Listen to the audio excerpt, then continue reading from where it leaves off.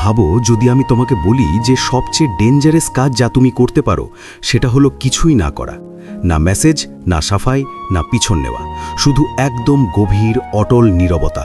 দেখো, যখন কোনো মেয়েটি তোমাকে ছেড়ে চলে যায়, তোমার ইজ্জত ভেঙে দেয় বা তোমাকে রিপ্লেসেবল ভাবে, তখন যে বুকের মধ্যে ব্যথা ওঠে সেটা আসলে তোমার অহংকার, যে আঁকড়ে ধরে বসে আছে সেই জিনিসটাকে যেটাকে তুমি প্রয়োজনীয় ভেবেছিলে। কিন্তু আসল গেম এখান থেকেই শুরু হয়।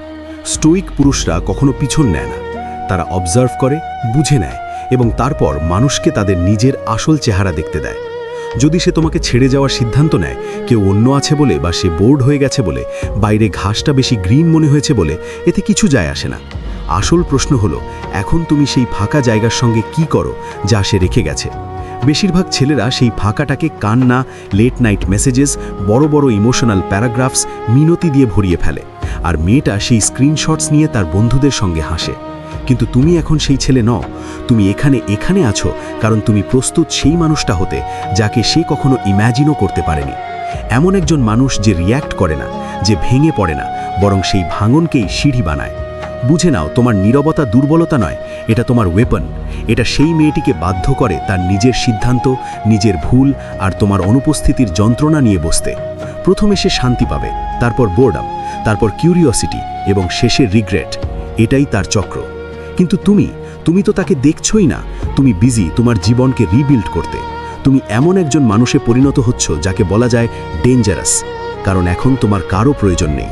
মনে রেখো, যখন তোমার নাম তার স্ক্রিনে আসা বন্ধ হয়ে যাবে, যখন তুমি তার ছোট্ট পৃথিবীর অংশ থাকা ছেড়ে দেবে, তখনই হবে আসল রিট্যালিয়েশন।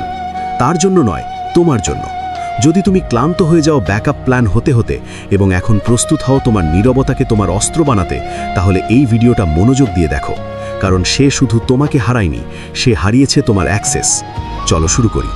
নম্বর 1, নীরবতা হলো অস্ত্র, দুর্বলতা নয়।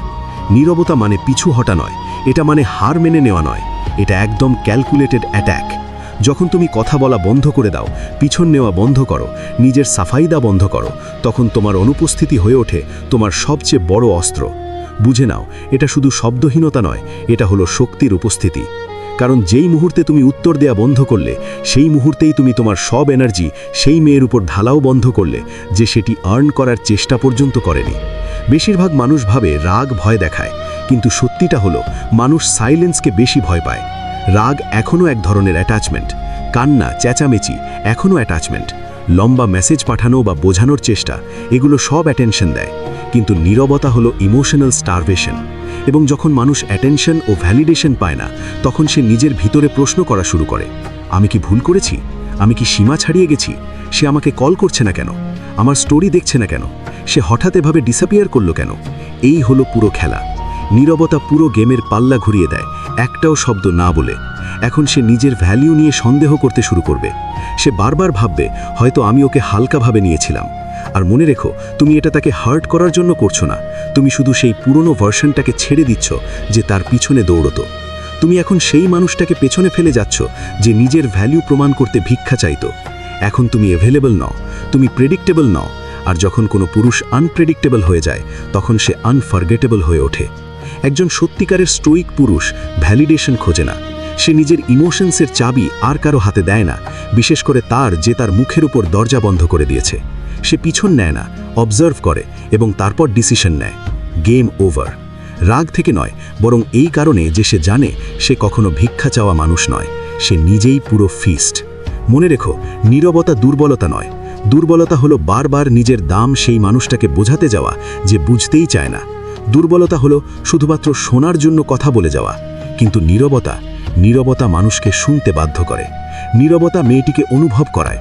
আর একদিন যখন তার অহংকারে একটু শান্ত হবে, যখন তার নিজের মন তাকে প্রশ্ন করা শুরু করবে, তখন সে মনে করবে তোমার সবচেয়ে বড় আর সবচেয়ে তীক্ষ্ণ উত্তরটা সেই ছিল যখন তুমি কিছুই বলনি।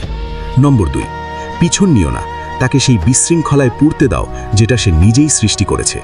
সে তোমাকে ছেড়েছে, গেমস খেলেছে, তোমার সম্মান ভেঙেছে, আর তোমার প্রথম ইনস্টিংক্ট কি হয়? তার পিছনে দৌড়ানো, সম্পর্কটা ঠিক করার চেষ্টা করা, এটা প্রমাণ করা যে তুমি ওয়ার্থি, যে তাকে ছেড়ে যাওয়া ছিল একটা মিস্টেক। এই সব কন্ডিশনিং তোমার মাথায় বছরের পর বছর ঢুকিয়ে দেওয়া হয়েছে যে যদি কোনো মেয়ে চলে যায়, তবে পুরুষের উচিত তার পিছনে যাওয়া, তাকে বোঝানো, প্রমাণ করা যে সেই আসল অপশন। কিন্তু শুনে রাখো, এই সব এখন শেষ, কারণ পিছন নেওয়ার মানে হলো তার ফেক পাওয়ার আরও বাড়ানো, তাকে সিগন্যাল দেওয়া যে সে তোমাকে হার্ট করলেও, ছেড়েও দিলেও তবুও তুমি তার পিছনে হামাগুড়ি দিয়ে ফিরে আসবে। মেয়েটিকে এটা কখনো বোঝাতে দিও না, কারণ যখন সে আগুন লাগায় তখন তোমাকে তার ছাই পরিষ্কার করা মানুষ হতে হবে না। তাকে সেই ধোয়ার মধ্যেই বসে থাকতে দাও যা সে নিজে তুলেছে।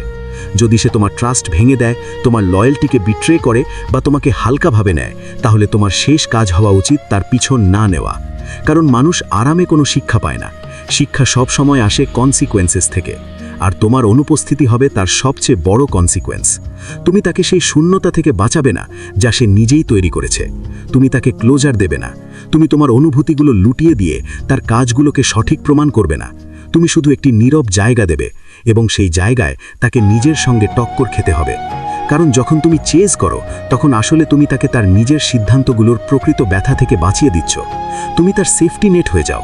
কিন্তু যখন তুমি চুপ থাকো, ঠান্ডা ও কঠোর ভঙ্গিতে পেছনে সরে আসো, তখন প্রথমবারের মতো তাকে তার করা কাজের পুরো আঘাতের সম্মুখীন হতে হয়। এই মুহূর্তেই তার ফ্যান্টাসি ভেঙে পড়ে। এই মুহূর্তে গিল্ট ধীরে ধীরে তার ভেতরে ঢুকতে থাকে। এই মুহূর্তে সে প্রশ্ন করে, আমি কি এমন কিছু হারিয়ে ফেলেছি যা আর ফিরে পাবো না? মনে রেখো, তুমি তাকে শাস্তি দাও না, তুমি নিজের পরিচয় ফিরিয়ে নিচ্ছ। তুমি কোনো রিহ্যাব সেন্টার নও যে ভাঙা অ্যাটেনশন সিকার্স ঠিক করো।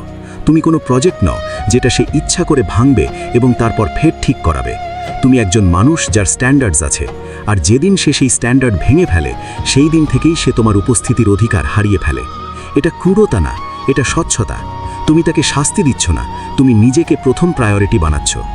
বাস্তব হলো, অধিকাংশ লোক কখনোই বুঝতে পারে না যে তাদের ডিট্যাচমেন্টই সবচেয়ে বড় আয়না, যেখানে তারা নিজেদের প্রকৃত পরিচয় দেখতে পায়।